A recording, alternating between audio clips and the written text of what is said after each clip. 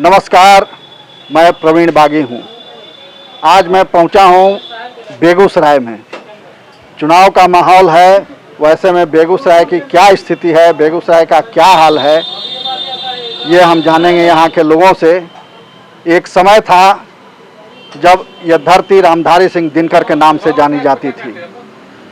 फिर बरौनी रिफाइनरी और बरौनी फर्टिलाइज़र यहाँ की पहचान बनी। उसके बाद इसे बिहार का लेनिनग्राद कहा गया। फिर बदलते हुए कुछ समय के लिए कामदेव सिंह की धरती भी ये के रूप में जानी गई।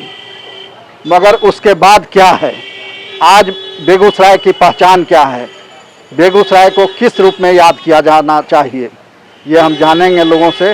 हमारे साथ सीपीएम के नेता हैं, पहले उनसे हम बात करते हैं।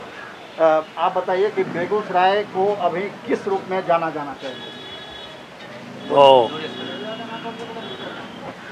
देखिए, बेगूसराय के बारे में जो आपका दृष्टिकोण है, वही दृष्टिकोण आज भी रखिए। इस बात को बदलता रहता है, वो अलग बात।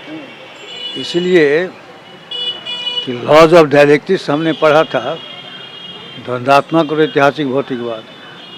उन्होंने उसमें बताया था, मार्क्स ने बताया था, वो मत बताइए। अभी बेगूसराय को किस रूप में पहचाना जाए, जाना जाए, ये बताइए। हम जो आपसे कह रहे हैं, हर चीज़ बदलती रहती है, स्थिर नहीं कोई चीज़ रहती। तो आज बेगूसराय की क्या पहचान है? आज बेगूसराय की पहचान होने जा रही है जो पहले थी। अभी स्थिति है जो डेमोक्रेटिक अंडरस्टैंडिंग जो है उस पर फिर आरूढ़ होने जा रही है। Democratic essence of democracy back हो रहा था। आप दूसरी बात बोल रहे हैं। मैं पूछ रहा हूँ कि बेगूसराय को की पहचान आज क्या है? जैसे एक समय रामधारी सिंह दिनकर थे पहचान, एक समय बिहार का लेनिनग्राद के रूप में जाना गया, फिर जाना गया कि रिफाइनरी यहाँ है और फर्टिलाइज़र का बड़ा कारखाना है यहाँ। तो आज क्या है बेगूसराय के पास जिसे कहा जाए कि हमारी पहचान ये है? इस रूप में हम चाहते हैं कि हमको पहचाना। बेगूसराय की पहचान जो है ना, जो आपने बतलाया है, उससे अलग पहचान नहीं है। आज भी पहचान है, रिफाइनरी है, फर्टिलाइजर है, तो सब पुरानी पहचान है। नया क्या है? और नया क्या है? नया है जो डेमोक्रेसी जो मजबूत थी वह कमज़ोर होने जा रही है, वो कमज़ोर हो गई है। जनतंत्र की जो समझ जो थी उसके खिलाफ लोग चल रहे हैं। सवाल ही नहीं समझ रहे, हम पूछ रहे हैं कुछ दूसरे है कि आज क्या पहचान है, किस रूप में बेगूसराय को पहचाना जाए, जाना जाए? बेगूसराय में विगत 10 दिनों से एक दिनकर यूनिवर्सिटी का मांग बहुत तेज़ी से फेसबुक पे वायरल हो रहा है। ये सिर्फ मांग है, लोगों में होना चाहिए कि दिनकर यूनिवर्सिटी होना चाहिए। लेकिन एक मेडिकल कॉलेज भी सर सूजा में खुलने वाला था, शिलान्यास हो गया, ईंटा लग गया। अभी तो खेत में वहाँ पानी बह रहा है सर, और ईंटा लगने के बाद सर एक भी ईंट नहीं जोड़ा गया है, जो कि बहुत बड़ी पहचान है बेगूसराय की सर। और एक ख़ास पहचान है, आप किसी भी वार्ड में चले जाइए, आपका घुटना तक पानी आ गया है, वो यही हमारी पहचान है। सब विकास का ढिंढोरा पीट के चले जाते हैं और विकास वहीं रहता है। कहने को सर ये इलेक्शन 3 चरण में है, लेकिन सर 2 ही चरण में इलेक्शन है। पहले नेता मेरे चरण में आते हैं, बाद में जीतने के बाद हम नेता के चरण में चले जाते हैं। विकास से किसी को कोई वास्ता नहीं है। तो ये अच्छी बात इन्होंने कही। क्या नाम है आपका? आबिद हुसैन सर नाम। आबिद हुसैन ने कि पहले अभी 2 ही चरण का चुनाव होता है यहाँ, और एक पहले चरण में नेता जनता के चरण में आते हैं और फिर बाकी के समय के लिए जनता नेता के चरण में जा गिरती है। आपको क्या लगता है, ये जो कह रहे हैं वो सही है? देखिए, ये बिल्कुल सही कह रहे हैं, और मेरा भी ये मानना है कि जब चुनाव आता है तो नेता यहाँ एक्टिव हो जाते हैं, तरह तरह के योजनाओं के बारे में चर्चा करते हैं। कुछ सड़कें भी बन जाती हैं, कुछ गलियाँ भी बन जाती हैं, कुछ पानी के संबंधित कुछ प्लांट भी लग जाते हैं। लेकिन यथार्थ पे अगर देखा जाए, जब एक विकट परिस्थितियाँ उत्पन्न होती है तो कहीं कुछ नज़र नहीं आता है। आज जल जमाव एक इतनी बड़ी समस्या है जो एक ज़िले के लिए कोड कहा जा सकता है, लोगों के लिए कोड कहा जा सकता है। यहाँ जो है सो दियारा इलाके में जो है सो कटाव की जो बड़ी समस्या है उसका आज तक कोई निदान नहीं हो पाया। मजबूत सड़कें नहीं बन पाई, 4 लेन का काम यथावत पड़ा हुआ है। अब लोग कह रहे हैं कि अब हो जाएगा। अब कितने दिनों में होगा? लोगों को दिक्कतें तो हो रही है, परेशानी तो लोगों को हो रही है। आम लोग तो सवाल पूछते हैं। अच्छा, अब नीतीश जी ये कहते हैं कि बिहार में सड़कें बहुत बन गई हैं, 5 घंटा 6 घंटा में आप किसी कोने से पटना पहुंच सकते हैं, मगर हम पटना से आए बेगूसराय, हमको लग गया 4 घंटा। तो आपको क्या लगता है कि नीतीश जी सही कह रहे हैं, सड़कें खूब बनी हैं? देखिए, नीतीश जी का सभी कागजी घोड़ा दौड़ रहा है, एक भी धरातल पर काम नहीं हो रहा है। और जो सवाल जो उठा रहे हैं कि हमारे बेगूसराय का क्या पहचान है, हमारा बेगूसराय का पहचान ये है, पहले हमारे वैज्ञानिक बनते थे बेगूसराय में, कारखाना लगाते थे। आज के जो हमारे नेता गिरिराज सिंह हैं या बोगो सिंह हैं, ये खून का होली खेल रहे हैं, बलात्कार करवा रहे हैं। और विकास 0/0। और सड़क देखिए, पटना तो 5-6 घंटा में हम लोग पहुंचते हैं, कहीं विकास एक भी नहीं हुआ है। नीतीश कुमार का कागजी घोड़ा दौड़ रहा है, सृजन घोटाला हो, बालिकागृह घोटाला हो, एक साधारण छोटा मोटा है। आपके यहाँ भी कोई घोटाला हुआ? बेगूसराय में कोई घोटाला हुआ? बेगूसराय में शौचालय घोटाला है, क्या कहते हैं जो 7 निश्चय घोटाला है, जल निकासी घोटाला है। आपने अपनी नगर विधायक को छोड़ दिया, विधायक जी का कामकाज कैसा लगता है? नगर विधायक 0/0 पर आ रहे हैं, क्योंकि ये महिला तो थी लेकिन ये कभी घुरे नहीं है, विकास का कभी चर्चा भी नहीं कर रहे हैं। लेकिन क्या करें, दुर्भाग्य है, कागजी घोड़ा दौड़ा रहे हैं। नीतीश जी जब दौड़ा रहे हैं तो विधायक क्या करेंगे? विधायक जी भी अपनी नींद में सोए हुए हैं। तो बेगूसराय की समस्याएं बहुत हैं और ये कहा जा रहा है कि सरकार का कागजी घोड़ा सिर्फ दौड़ रहा है, ज़मीन पर कोई योजना नहीं दिख रही है, उस पर अमल नहीं हो रहा है, सिर्फ घोषणाएं हो रही हैं। आप भी हमारे साथ हैं, आपको क्या लगता है? बोलिए जी, सही बोले हैं अभी सब। आपको सरकार की किसी योजना का लाभ मिला है? कोई लाभ नहीं। आप क्या करते हैं? हम मजदूर हैं, मजदूरी करते हैं, हाँ, कमाते हैं, खाते हैं, किसी सरकार का कोई सपोर्ट नहीं। अच्छा काम, सही काम है वो काम नहीं होता। नगर पालिका जाइए जन्मपत्री के लिए, वो काम नहीं होगा। अभी लॉकडाउन था, उसमें सरकार ने गरीबों के लिए, सुन लीजिए मेरी बात सुन लीजिए फिर जवाब दीजिएगा। लॉकडाउन में कहा गया कि गरीबों को मुफ्त अनाज मिल रहा है, अभी नवंबर तक मिलेगा। फिर और भी कई तरह की सुविधाएं दी गई, पैसा भी उनके अकाउंट में दिया गया। आपको कुछ मिला? नीतीश जी का ये है कि इतना महीना जो हम दे रहे हैं खाना, तुम बैठ के खाओ, इलेक्शन खत्म, फिर लॉकडाउन शुरू हो जाएगा। आपको मिला कि नहीं मिला? मिलता है, जैसे सबको मिल रहा है, मुफ्त का रोटी समझ के मिल रहा है जी। कुछ नहीं, जो मिला उसको बोलिए कि हम, हाँ, कंट्रोल के जरिया मिल रहा है, जो ग्रामीण में मिलता है वो मिल रहा है। बाकी और गैस की योजना है, उज्ज्वला योजना, उसका लाभ मिला? वो सब मिला है। तो योजना का लाभ तो मिला। तो हाँ, देखिए सर, हम लोग अभी वर्तमान में मटिहानी में जो हरिजन का जो शौचालय बना है, 6 गो अथी स्नान घर, उसमें इतना खाली बालू खड्डा खान करके मिट्टी ढक करके ढक्कन दे देता है। अब 7 निश्चय जो भी है एकदम कागजी घोड़ा है, कहीं नहीं दर रहा है। एक सड़क एक है, नाम अनेक करके रुपया निकाला जा रहा है। यहाँ घोटाला ही घोटाला किया जा रहा है, कहीं यहाँ कोई विकास, कागजी घोड़ा एकदम दौड़ रहा है। या नरेंद्र सिंह हो, उर्फ बोगो सिंह हो, या जो हमारे विधायक क्षेत्रीय। आप लगता है अपने विधायक से बहुत नाराज हैं। चलिए ठीक है, अभी वोट आएगा तो बदल दीजिएगा, दूसरे को वोट कीजिएगा। हाँ बताइए सर, विकास के नाम पे, विकास में बहुत सारी चीज़ें हुई। 15 साल में विकास का आईना मैंने देखा और निश्चित रूप से मैंने देखा है इस चीज़ को। अच्छी सड़कें, अच्छी व्यवस्था, हॉस्पिटल में सर जहाँ मतलब दिन में कुत्ते नज़र आते थे, अभी सर आदमी रखने का जगह नहीं है। हमारा बेगूसराय पूरे भारतवर्ष में नंबर 2 में, शायद नंबर 2 और बिहार में नंबर 1 हमारा जिला अस्पताल है। विधि व्यवस्था सर अच्छी है, कुछ अमूल चूल वो व्यवस्था को परिवर्तन करना पड़ेगा। बाकी इनके कार्यों से सारे लोग, हम भी कुछ हद तक संतुष्ट हैं। लेकिन मैं जब शहर में आता हूं तो मुझे विकास नहीं दिखता है। ये सर परम सच्चाई है और सच बोलने में सर किसी को कोई आपत्ति नहीं होनी चाहिए। अच्छी सड़कें मिली, बिजली भी मिली, उसमें सर कहीं से कोई दिक्कत नहीं है। स्वास्थ्य सुविधा भी सर अच्छी है। लेकिन सर अब जो हो रहा है वो ढिंढोरा राजनीति का पीटा जा रहा है कि वोट कैसे लिया जाए, कैसे धूल आंखों में दिया जाए।